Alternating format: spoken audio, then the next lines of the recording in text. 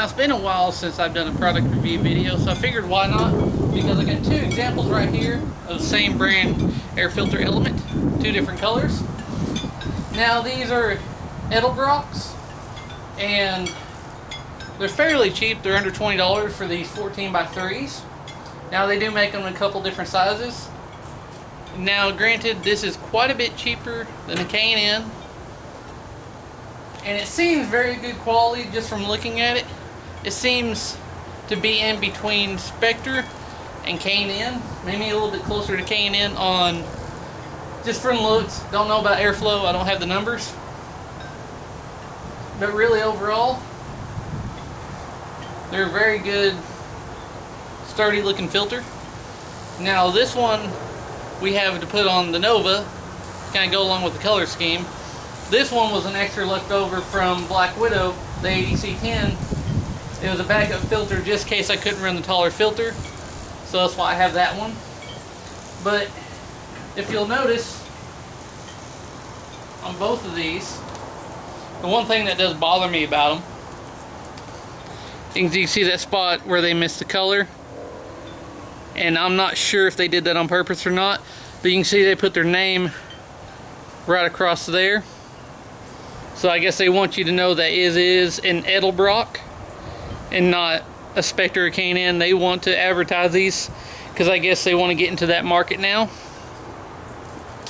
But overall, they seem really good quality.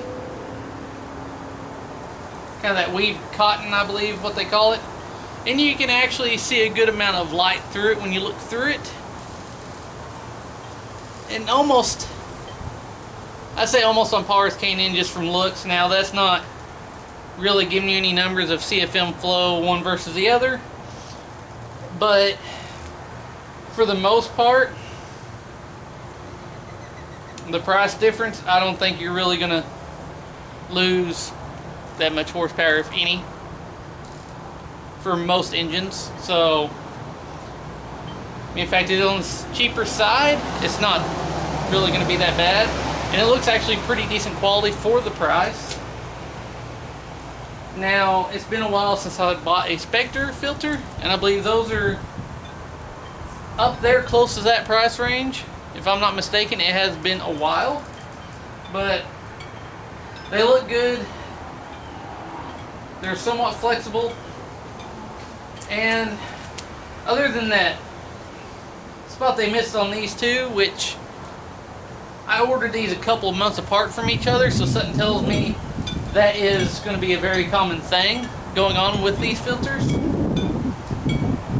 So that is one thing that bothers me. I wish they would have finished that, because that look just kind of throws me off.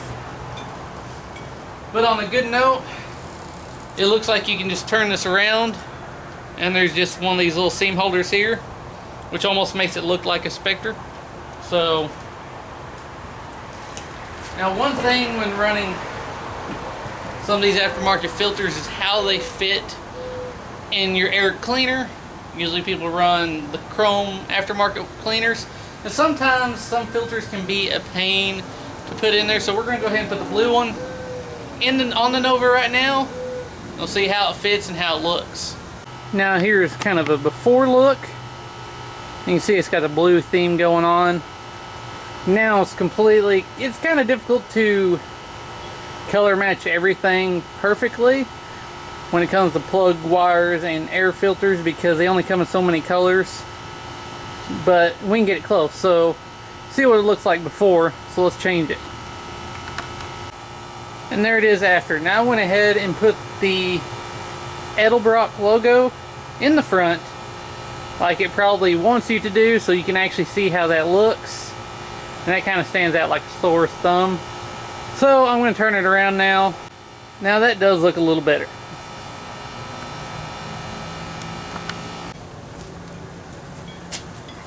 Alright, so we got it on there. You can see, tried it one way with the logo up front, that didn't work. Turned it around, looked a little better. Now the only issue I had with it was fitment. Now one would suspect that being with the same brand filter in the same brand chrome air cleaner assembly, it would fit.